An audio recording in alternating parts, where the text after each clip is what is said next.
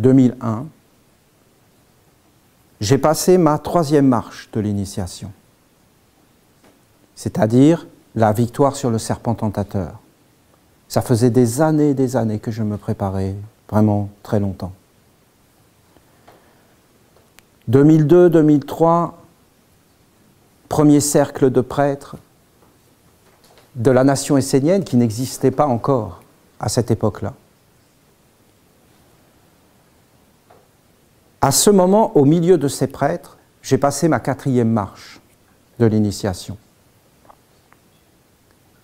Et j'ai eu un contact avec les archanges. Alors, j'ai scellé une alliance avec 4 archanges, ce qui n'était pas arrivé depuis des siècles.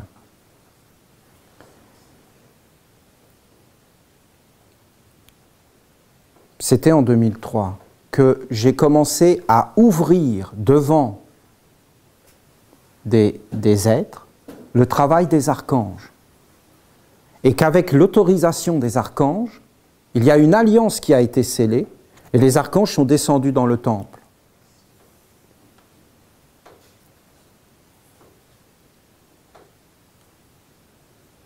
Après, j'ai passé mon initiation des Fils du Soleil. Et là, je n'ai pas le temps de vous raconter, mais c'est vraiment toute une histoire. Dans cette initiation des Fils du Soleil, j'ai compris qu'est-ce que c'était que l'offense à Dieu. Et j'ai vu tous ces mondes dont je vous parle. Je les ai vus comme je vous vois. J'ai vu tout comment ils faisaient leur plan. Tout, jusque dans le côté physique. C'est très dur d'expliquer. Vous voyez, ça prend des années. Quand j'ai vu ça, j'ai voulu faire une œuvre pour libérer les hommes de ce que j'avais vu. Comme j'ai mon enfant devant moi, je vois qu'il a une araignée sur lui, qu'est-ce que je fais? Je prends l'araignée, je la pousse. Tu le fais, je le fais, c'est naturel. Tout le monde fait ça. Et quand tu vois une chose pareille, eh bien tu fais la même chose pour tous les êtres, car nous sommes tous des enfants quelque part. Et quand on aime un être, on peut aimer tous les êtres. C'est d'ailleurs, à mon avis, pour cela qu'on a des enfants. C'est pour aimer tous les êtres, avec leurs qualités, leurs défauts.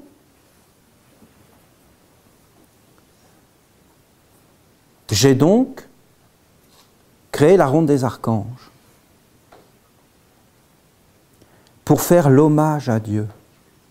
Et que pour les êtres puissent être délivrés de cette malédiction. Et leur ouvrir une autre destinée. Je n'ai pas les dates en tête, mais écoutez, ça s'est passé à peu près comme ça. Archange Michael, de je ne sais plus quelle année, juste après mon initiation des Fils du Soleil, je dois passer mon initiation des Fils du Soleil à peu près dans le mois de mai, février.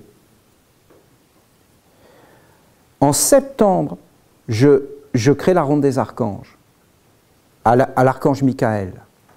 On la célèbre de nouveau à l'archange Gabriel. Ensuite, on arrive à l'archange Raphaël et là, on la met en forme. Au même moment, il y a le pardon des offenses qui est donné. À Uriel, la ronde des archanges prend une dimension puissante. Elle a fait le tour des 4 archanges. Alors j'ai une révélation, c'est la nation essénienne. Michael, juste après en septembre, je crée la nation essénienne devant l'archange Michael. L'archange Michael me dit, crée la nation essénienne, tu dois la présenter devant les 3 autres archanges pour qu'ils l'acceptent. L'archange Michael accepte la nation essénienne. Ceux qui ont fait tout ce parcours avec moi, ils peuvent voir que c'est une course et que c'est réellement une création directe. On a présenté la nation essénienne aux 4 archanges. Le dernier archange, Uriel, m'a dit « Je n'accepterai la nation essénienne que si tu me mets un plan d'affaires solide, concret et réel. » Je lui ai apporté toutes les formations, les villages esséniens, les formations, tout le chemin vers le haut pour les hommes, ouvert. L'archange Uriel a dit J'accepte la nation essénienne, je la prends, je mets le sceau sur elle. Uriel, j'ai la révélation des 4 sceaux. Ça, c'est le trésor des trésors. C'est encore plus haut que tout. Ces 4 sceaux, je les présente devant l'archange Michael. C'est la gloire et la victoire. Je les présente devant l'archange Gabriel, c'est la gloire et la victoire. Et depuis, nous avons été stoppés.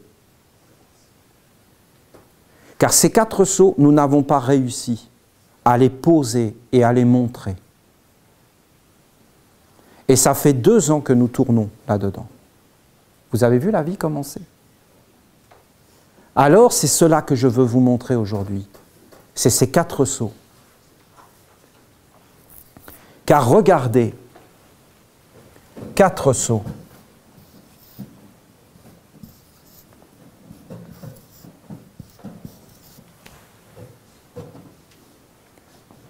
Aurique,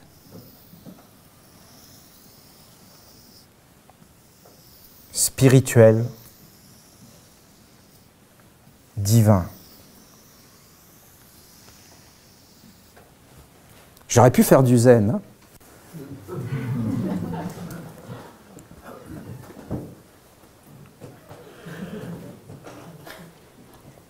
Voilà l'homme.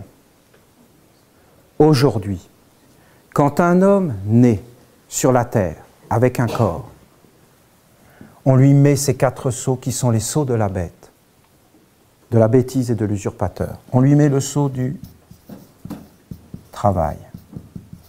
On lui met le sceau de la santé. On lui met le sceau de la famille. Et on lui met le sceau de l'argent. Ça, c'est le grand sceau. Hein? Et on lui dit, tu dois donner ta vie à ça. C'est ça qu'on lui dit. Et on lui met tout un monde sur lui. Un monde aurique, là, autour. Et derrière, c'est un autre monde. Mais l'homme, il est formé dans ce monde. Vous comprenez? L'homme, il vit là. Vous avez des clairvoyants.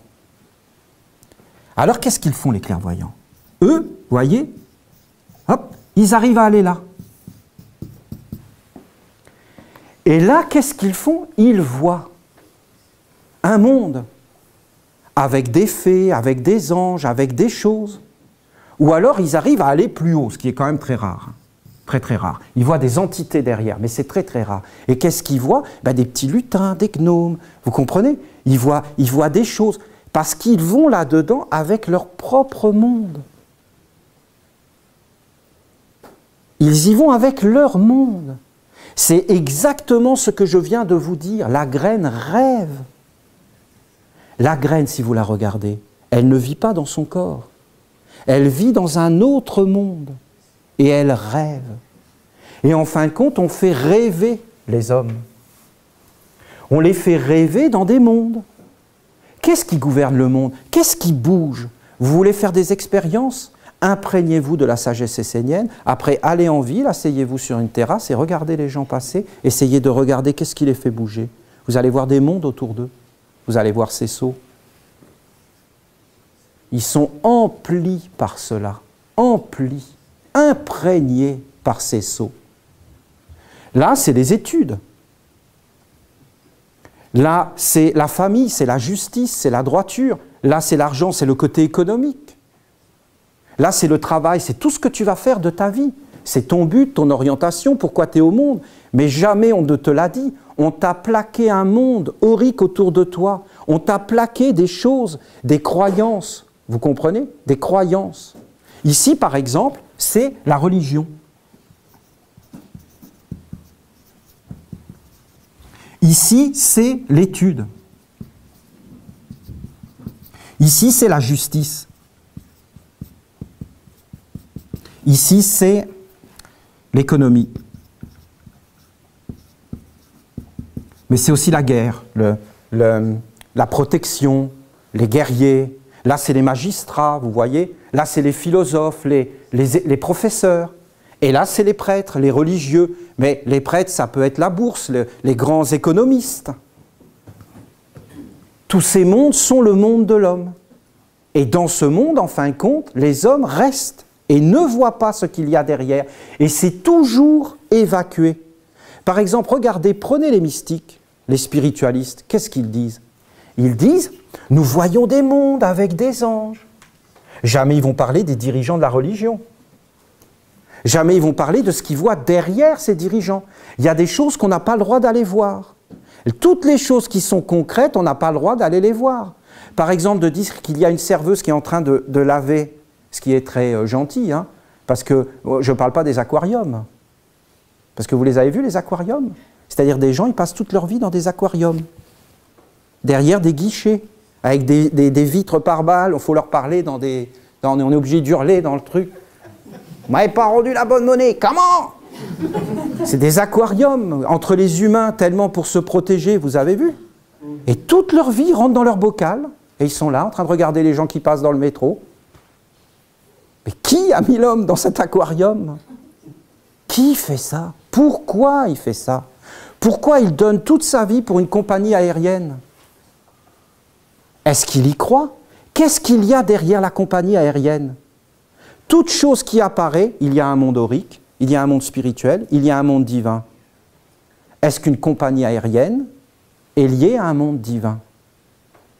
Qu'est-ce qu'il y a derrière l'éducation des enfants? Vous savez comment ça a été fait, l'éducation des enfants? C'est après la Révolution française. D'abord, il y a eu Charlemagne qui voulait mettre tout le monde dans l'Église catholique. Et après, il y a eu la Révolution française qui voulait enlever Dieu. Et le roi. C'était de l'endoctrinement. Du matraquage. C'était un moyen de niveler les consciences et les êtres. Qui regarde derrière? Qui nous dit derrière aujourd'hui ce qu'il y a? Non, on nous parle d'un monde spirituel. On nous fait rêver. Pendant ce temps-là, on ne s'occupe pas des vraies choses. Et en fin de compte, c'est la mort. C'est la perte de la spiritualité. Parce qu'au bout d'un moment, on en a marre. On est écrasé. On nous dit donnez, donnez la lumière et tout ça. Et plus on donne, plus c'est de la cochonnerie.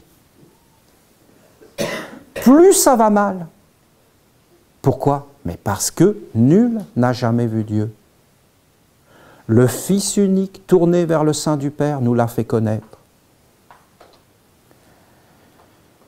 Celui qui a le cœur pur verra Dieu. Verra Dieu. Verra Dieu.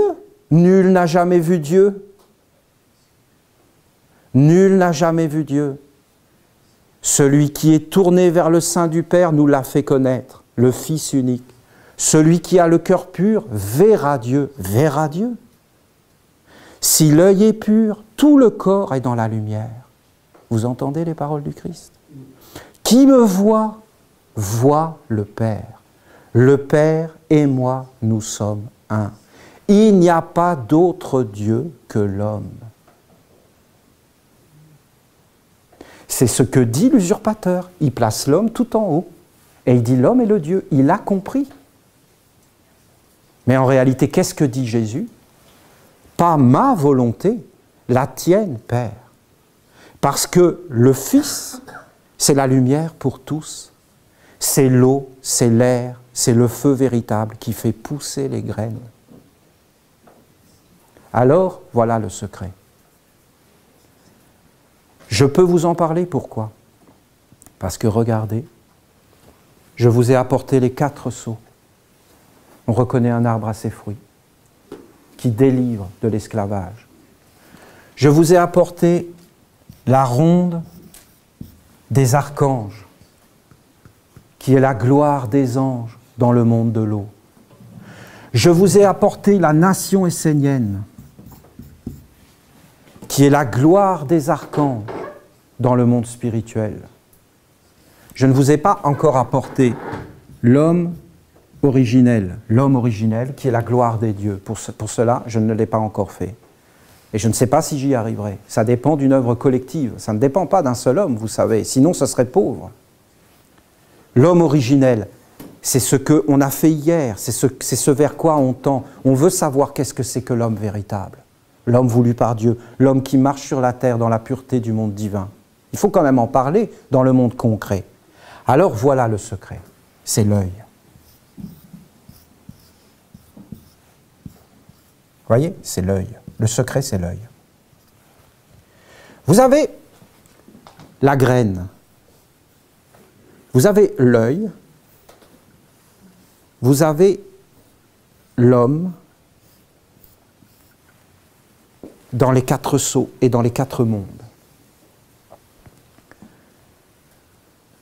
Tous les secrets sont dans l'œil. La plus grande épreuve que vous pourrez rencontrer dans votre vie, c'est de rencontrer un maître. Si vous rencontrez un maître, un vrai maître, je ne vous parle pas des faux maîtres qui veulent vous embarquer dans leur monde où il n'y a rien. Il n'y a rien au bout. Si vous rencontrez un vrai maître, le serpent tentateur va vous dire « Mais regarde, c'est pas parfait. Regarde son corps, regarde sa vie, regarde ses enfants, regarde n'importe quoi, regarde ce qu'il fait. » Et en réalité, toujours, il veut t'amener l'œil vers l'imperfection pour te faire croire que la perfection existe dans ce monde pourri. Rêve ta vie, mon ami. Ne va pas vers le monde concret. Dieu est dans le ciel. Si tu rencontres un maître, réellement, et que tu comprends que ce n'est pas le corps, mais que c'est l'œil, c'est-à-dire l'œil qui sort de la bouche, l'œil qui est apporté, où il est cet œil? Mais c'est toi qui as l'œil, ce n'est pas le maître. Le maître, il ouvre ton œil et c'est toi qui vois ou vois pas. Et tu vois quoi? Dieu, où? Mais dans le réel. Et en fin de compte, tu n'as plus le choix. Ou tu te caches et tu fermes les yeux, ou tu ouvres les yeux et tu vas le chemin. Regardez. Personne ne peut aller vers ces mondes. Personne. Je ne sais pas si j'arrive à vous transmettre, hein. Je reconnais que je vous en dis des affaires. Mais je peux vous dire que personne ne va vers ces mondes. Je peux vous le certifier. Parce que si tu vas vers ces mondes, tu amènes ce que tu es. Vous avez déjà vu une graine qui bondit de terre? Ouh, j'ai réussi à aller vers le soleil. Hein? Vous avez déjà vu ça? Eh bien, même si on voyait ça, mais où est l'intérêt de faire ça? Elle reste une graine. Si c'est une fleur, c'est une autre histoire. Parce qu'il y a le parfum, il y a tout le travail qui est fait. Tout le travail est fait. Elle peut s'unir avec d'autres mondes. D'ailleurs, regardez une fleur, vous verrez que c'est un œil, c'est une oreille, c'est une bouche. C'est une sensibilité, c'est un parfum, c'est tous les sens de l'homme et des animaux. Elle a créé tous les sens. Les animaux sont vraiment un monde qui a été posé dessus.